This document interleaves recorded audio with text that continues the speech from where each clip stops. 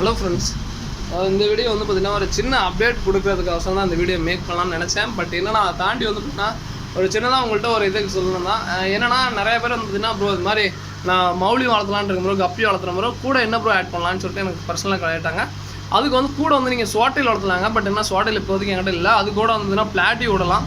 நிறைய பேருக்கு வந்து பார்த்திங்கன்னா பிளாட்டியில் வந்து பார்த்திங்கன்னா அந்த ரெட் கலர் நார்மல் ரெட்டு இருக்கும், இது டார்க் ரெட்டு. அது போக வந்து பார்த்திங்கன்னா நீங்கள் எல்லாருமே ட்ரை பண்ணுறதுனா பீட்டா அந்த பீட்டா, அதை விட்ட வந்து பார்த்தீங்கன்னா மௌலி, அதை விட்ட கோல்டு ஃபிஷ்ஷு, சார்க்கு, இது 4 தான் மேஜராக தெரியும்.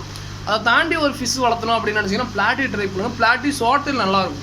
ஸ்வாட்டைல் வந்து பார்த்தீங்கன்னா இங்கே கடையில் அந்தளவுக்கு ஒரு பெரிய ரெஸ்பான்ஸ் இல்லை. ஸோ அதனால் வந்து பார்த்தீங்கன்னா ஸ்வாட்டைல் வந்து ஆன்லைன் நிறைய பேர் லைக் பண்ணுவாங்க. இன்றைக்கும் நான் சொல்கிறேங்க, எந்த மீனுக்காக இருந்தாலும் அதுக்கு ஒரு டிமாண்ட் இருக்குது. பட் என்னன்னா அதை லைக் பண்ணுறீங்க, பர்சனலாக அது கனெக்ட் பண்ணுறவங்களுக்கு இருக்கும். அது போக வந்து பார்த்திங்கன்னா நிறைய பேருக்கு வந்து பார்த்திங்கன்னா எது பிடிக்குன்னே சொல்ல முடியாது, அவங்க தனிப்பட்ட விருப்பம். பட் என்னென்னா எல்லாருக்குமே ஒரே ஒரு ஆசை இருக்குங்க. இன்றைக்குமே நான் சொல்கிறேன், ஒரு மீன் தொட்டி வாங்கும்போது அவங்க என்ன ஃபிஷ் வந்து சூஸ் பண்ணுறாங்களோ அந்த ஃபிஷ் வந்து பார்த்திங்கன்னா கடைசி வரைக்கும் அவங்க அதுதான் வளர்த்தணும்னு நினைப்பாங்க. ஏன்னா அது வந்து பார்த்திங்கன்னா பர்சனல் கனெக்டிவிட்டிங்க. நம்ம என்ன தான் சொன்னாலுமே வந்து பார்த்திங்கன்னா எனக்கு வந்து இன்றைக்கி மார்னிங் நான் ஒரு வீடியோ போட்டேன். அதில் வந்து பார்த்திங்கன்னா என்ன அறியாமையில் எனக்கு ஒரு சந்தோஷம். இந்த மௌலியை பார்த்தோன்னே எனக்கு ஒரு அவ்வளோ மௌலி கப்பி எல்லாம் ஒட்டுக்காத போது அவ்வளோ ஒரு சந்தோஷம். ஏன்னா நான் அதுலேருந்து தான் வளர்ந்தேன்.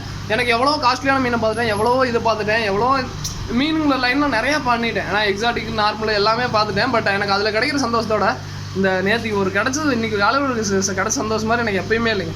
அவ்வளோ சந்தோஷம். அதே மாதிரி இந்த ஃபிஷ் ஹாபியை பொறுத்துட்டிங்கன்னா நிறையா பேர் வந்து ப்ரோ நான் ஜாம்பவான் ப்ரோ, ஃபிஷ் நான் எவ்வளோ வளர்த்துருக்கேன் தெரியுமா, என்ன ப்ரோ அப்படின்பாங்க. ஒன்றே ஒன்று தாங்க, இதில் வந்து பார்த்தீங்கன்னா நீ பெருசாக நான் பெருசாங்கிறத காட்டணும். யாருக்கு என்ன செட் ஆகுன்னே சொல்ல முடியாது. நான் சம்டைம்ஸ் வந்து பார்த்தீங்கன்னா இன்றைக்கி சொல்கிறேன், நியான் டெட்ரா நான் டெட்ரா நிறைய டெட்ரா நிறைய வாட்டி வச்சிட்டேன். பட் இந்த கிளாஸ் ஃபிஷ்ஷு, ஸோ அந்த நியான் டெட்ரா இதெல்லாம் வந்து ரொம்ப சென்சிட்டிவ்.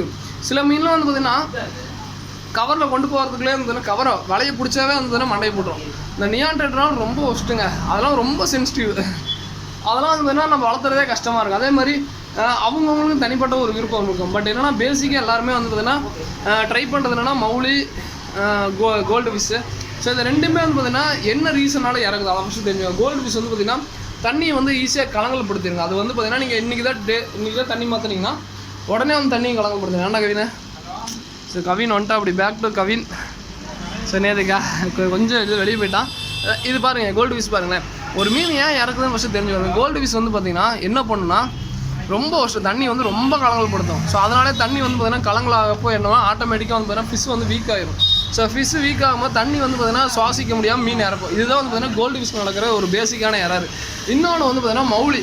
ஸோ இந்த மௌலி வந்து பார்த்திங்கன்னா காமனாக எல்லாருமே வளர்த்துவோம். இந்த மௌலி வந்து இறக்கிறதுக்கான ரீசன் என்ன, இந்த மௌலியில் வந்து பார்த்திங்கன்னா அதாவது லைஃப் டைம்னு பார்த்திங்கன்னா இந்த மௌலிக்கு வந்து பார்த்திங்கன்னா வெறும் 1.5 வருஷமே நம்ம தான் நினைக்கிறேன். 1.5 வருஷங்கிறது அது கேரண்டே 1.5 வருஷம் வராது. ஏன்னா நம்ம வளர்த்துற இடத்துலேயே வந்து பார்த்திங்கன்னா இப்போ எங்கிட்டே இந்த மீன் வந்து பார்த்திங்கன்னா 6-7 மாதம் ஆன மீன் தான். ஸோ இந்த 6-7 மாதம் ஆன மீனை நீங்கள் உங்கள் இடத்துல கொண்டு போகும்பொழுது அது கண்டிப்பாக ஒரு 2-3 மாதம் தான் லைஃப் சர்வே. அது போக குட்டி போட்டுச்சுன்னா ஆயிரக்கெலாம் ரொம்ப கம்மியாகும். ஸோ அப்படி ஏகப்பட்ட பிரச்சனைங்க இருக்குங்க. ஸோ அதெல்லாம் தாண்டி தான் வந்ததுன்னா நீங்கள் இதெல்லாம் தாண்டி தான் வந்து பார்த்தீங்கன்னா நம்ம மீன் வளர்த்தணும். அது தெரிஞ்சுக்கிட்டால் பிரச்சனை இல்லைங்க. இதுதான் பேசிக்காது. அதே மாதிரி என்ன ஃபஸ்ட்டு எல்லாருமே ஒரு ஆசைன்னு இருக்கும். அது வந்து பார்த்திங்கன்னா என்ன அது எக்ஸாட்டிக் ஃபிஷ்ஷில் போகும்போது அது ஒரு தனி இதுங்க. எக்ஸாட்டிக் ஃபிஷ் லைஃப் நல்லா வரும். பட் அதே சமயம் வந்து பார்த்திங்கன்னா ஸ்டார்டிங்கே ஒரு எக்ஸ்பென்சிவான கஷ்டம் இருக்கும். இதெல்லாம் வந்து பார்த்திங்கன்னா நான் ஆஸ்கர் வந்து 550 ரூபாயாப்போ அப்படின்பாங்க. ஆனால் அதே இது வந்து பார்த்திங்கன்னா இப்போ பிளாட்டி விடோ அது இதுன்னு கசன்னு எல்லாருமே எங்கிட்ட இல்லை பொதுவாக எடுப்பாங்க.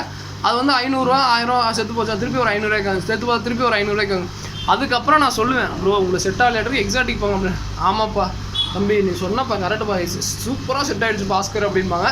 அது வந்து நம்ம ஃபஸ்ட்டே சொல்லுவோம், ஆனால் அது வந்து தெரியாது. ஸோ இது மாதிரி பேசிக்கானது. அதே மாதிரி யார் யாருக்கு என்னென்ன செட் ஆகுன்னே சொல்ல முடியாதுங்க.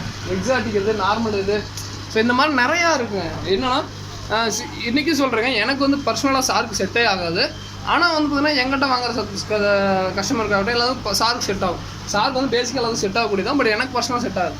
யார் யாருக்கு என்னென்ன செட் ஆகணும் அவங்க கையில் வளர்த்துனா தான் தெரியும். பட் என்னென்னா அதை ஃபீல் பண்ணி ரியலாக அது இது பண்ணிக்கலாம். அதே மாதிரி இன்றைக்கி சொல்கிறேங்க, ஒரு பெரிய லெவல் காஸ்ட்லியான ஃபிஷ், இந்த ஃபிஷ் காஸ்ட்லியான மீன் அதில் கிடைக்கிற சந்தோஷத்தோட இந்த மாதிரி சின்ன வெரைட்டியில் எனக்கு கிடைக்கிற சந்தோஷம் ரொம்ப இது. அதுவுமே எல்லாரும் ஃபஸ்ட்டு ஒரு மீன் வாங்கியிருப்போம். அந்த மீனில் கிடைக்கிற சந்தோஷம் மாதிரி வேறு எந்த மீன்லேயும் வராதுங்க. இதை ஃபீல் பண்ணால் கண்டிப்பாக தெரியும். எனக்கு காலையில் ஜஸ்ட்டு வீடியோ மேக் பண்ணணும்னு நினச்சேன், அதான் வீடியோ பண்ணேன். இதோட இந்த video thank you friends, thank you for வாட்சிங், தேங்க்யூ.